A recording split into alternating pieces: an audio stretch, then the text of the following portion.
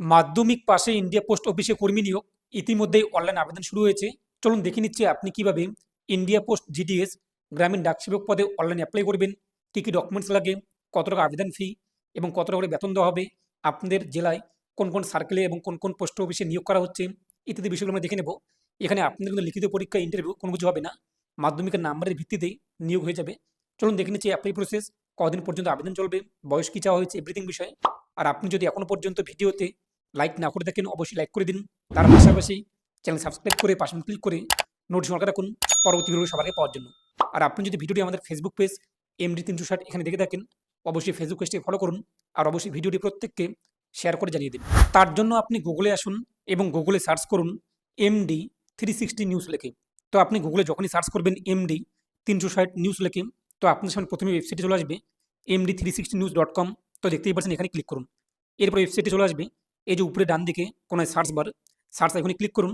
এরপর এখানে সার্চ করুন লিখে জিডিএস, জিডিএস লিখে এই যে তীর চিহ্নে ক্লিক করুন, সার্চ রেজাল্ট চলে আসবে। এরপর দেখতেই পাচ্ছেন India post GDS recruitment notification মাধ্যমিক পাশেই। তো এখানে ক্লিক করুন, পরবর্তী পেজটি চলে আসবে আর্টিকেলটি। তো এখান থেকে আপনি আরও বিষয়টি জানতে পারবেন, বেতন কত রয়েছে, বয়স কত চাওয়া হয়েছে, যোগ্যতা ইত্যাদি বিষয়গুলো।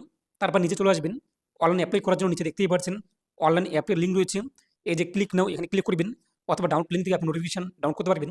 তো ক্লিক নাও এখানে ক্লিক করতেই পরবর্তী পেজটি চলে আসবে সরাসরি অনলাইন অ্যাপ্লাইয়ের। তো আপনার সার্কেলে কিংবা আপনার ডিস্ট্রিক্টে আপনাদের জেলায় কোন কোন পোস্ট অফিসে নিয়োগ করা হচ্ছে তা জানার জন্য এই যে ভ্যাকান্ট পোস্ট এখানে আপনি ক্লিক করবেন। তারপর এখান থেকে সার্কেল ওয়েস্ট বেঙ্গল সার্কেল এটা আমরা দেখে নেব। এবার কোন ডিভিশনে আপনি চেক করতে চান, কোন জেলার, তা আপনি এখান থেকে সিলেক্ট করে নেবেন, আসানসোল কিংবা মালদা কুচবিহার যা হয়ে থাকে আপনাদের অ্যাকর্ডিং, এবং দেখে নেবেন কোন কোন পোস্ট অফিসে নিয়োগ করা হচ্ছে ইত্যাদি বিষয়গুলো, বেতন কত রয়েছে এবং কোন ক্যাটাগরির জন্য ইত্যাদি বিষয়গুলো। নোটিফিকেশন এখানে ক্লিক করার পর এই যে ক্লিক হার টু রেজিস্ট্রেশন, এই রেজিস্ট্রে ক্লিক করবেন। পরবর্তী পেজে আমার যেহেতু নতুন তাই নিউ ক্যান্ডিডেট রেজিস্ট্রেশন এখানে ক্লিক করব।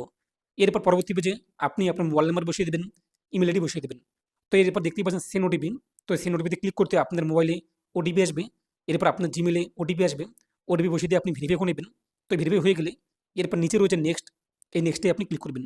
তো পরবর্তী পেজে রেজিস্ট্রেশন করতে হবে, তার জন্য আপনি আপনার নাম বসিয়ে দেবেন, সম্পূর্ণ নাম, মাধ্যমিকের সার্টিফিকেট অথবা মার্কশিটে কী রয়েছে, মিস্টার মিসেস এগুলো উল্লেখ করবেন না, মাধ্যমিক সার্টিফিকেট থেকে নাম বসিয়ে দেবেন। তারপর ডেট অফ বার্থ আপনার মাধ্যমিক অ্যাডমিট কার্ড অথবা সার্টিফিকেট কী রয়েছে তা উল্লেখ করে দেবেন। জেন্ডার মেল নাকি ফিমেল তা উল্লেখ করে দিন। ফাদার নেম কী রয়েছে আপনাদের সার্টিফিকেটে, বাবার নাম বসিয়ে দিন, লেট উল্লেখ করবেন না, মারা গেলে মিস্টার মিসেস উল্লেখ করবেন না। মায়ের নাম বসিয়ে দিন। কমিউনিটি ইউআর নাকি ওবিসি নাকি SC ST EWS যা হয়ে থাকে সেটি আপনি এখান থেকে সিলেক্ট করে নিন। তারপর হচ্ছে কমপ্লিট রেজিস্ট্রেশন, এই কমপ্লিট রেজিস্ট্রেশনে ক্লিক করুন। তো কমপ্লিটে ক্লিক করতেই এটা লোডিং নেবে এবং দেখতেই পাচ্ছেন আন্ডার প্রসেস। তো আমাদের রেজিস্টার মোবাইল নাম্বারে পাসওয়ার্ড পাঠিয়ে দেওয়া হয়েছে। যদি পাসওয়ার্ড আপনি না পেয়ে থাকেন, জিমেলে আপনি আপনার আইডি পেয়ে যাবেন। তো সেই আইডি দিয়ে আপনি ফরগেট পাসওয়ার্ড করে আপনি আপনার পাসওয়ার্ড পরিবর্তন করতে পারবেন। তো এরপর হচ্ছে ওকেতে আপনি ক্লিক করবেন।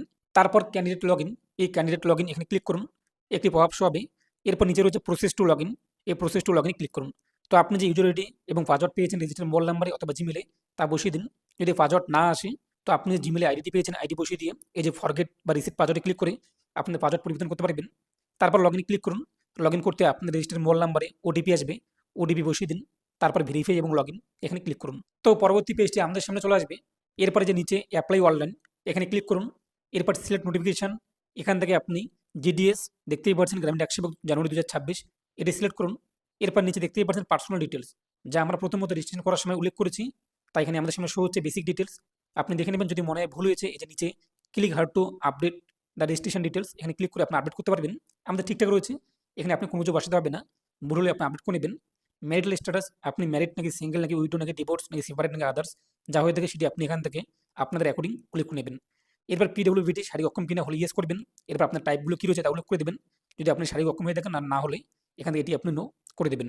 এমপ্লয়মেন্ট স্ট্যাটাস, যদি আপনি কোনো জব করে দেখেন ইয়েস করবেন, এর জন্য আপনি এনওসি লাগবে, যদি আপনি পান সেটা ইয়েস করবেন, যদি জব না করে দেখেন নো করে দেবেন, সমস্যা নেই।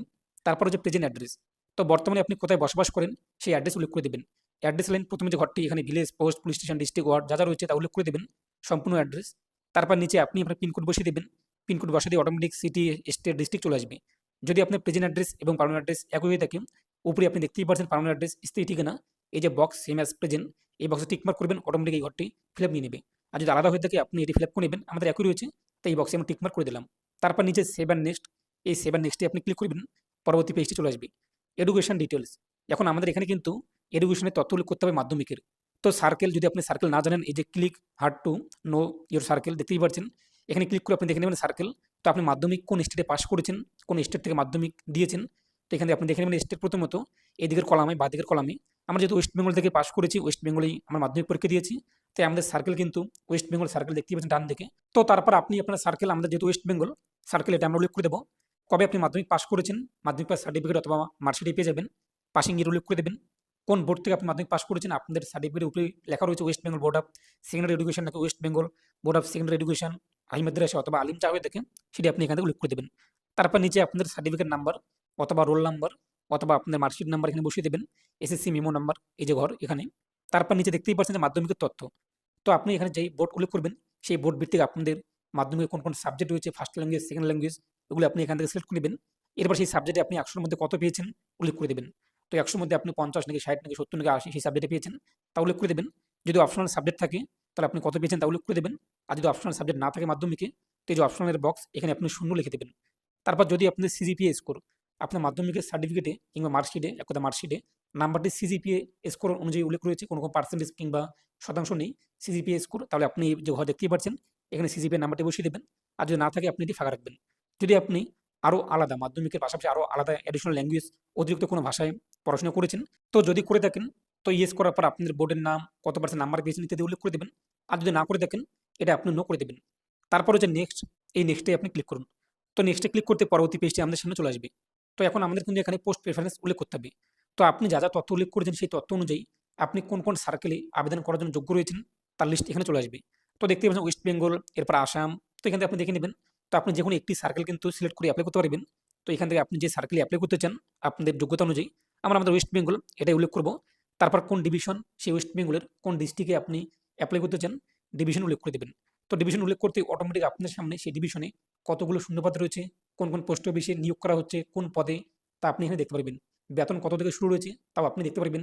সেটি ইউআর নাকি ওবিসিদের জন্য নাকি এসসিদের জন্য নাকি এসটিদের জন্য নাকি একদাই ইডাব্লিউএস কিংবা পিডব্লিউবিডি কোন ক্যান্ডিডেটের জন্য তা আপনি দেখে নেবেন। তো আপনাদের ডিভিশনে যতগুলো পোস্ট অফিস এখানে শো হবে আপনি চাইলে সমস্ত পোস্ট অফিসকে পোস্ট প্রেফারেন্সে রাখতে পারেন।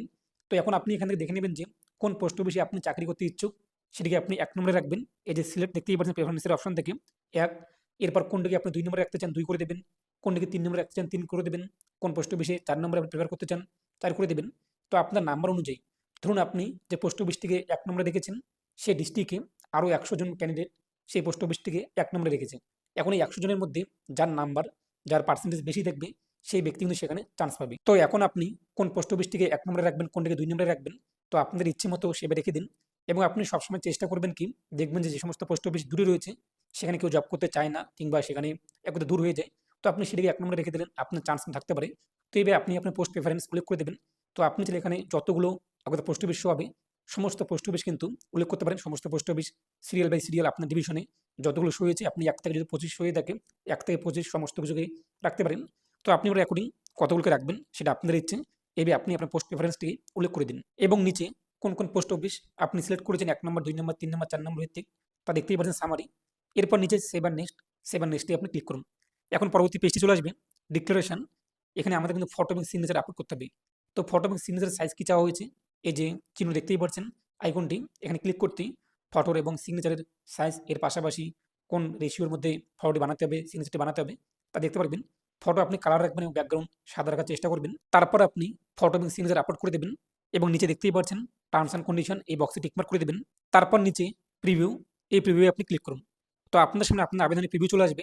আপনি একবার দেখে নেবেন পার্সোনাল ডিটেলস ঠিকঠাক রয়েছে কিনা, এরপর ক্যাটাগরি এবং পিডব্লিউডি ইনফরমেশন ঠিকঠাক রয়েছে কিনা, অ্যাড্রেস ইনফরমেশন ঠিকঠাক রয়েছে কিনা, ফটো, সাবজেক্টের নাম্বার ইত্যাদি ঠিকঠাক রয়েছে কিনা।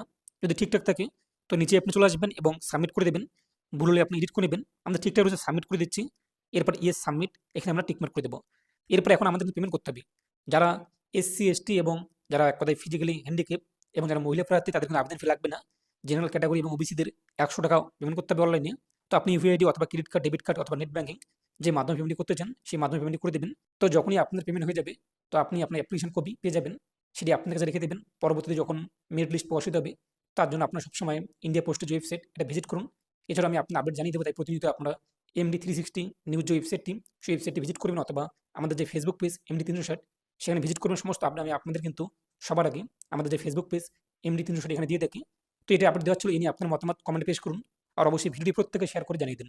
তো প্রত্যেকে ভালো থাকুন এবং সুস্থ থাকুন।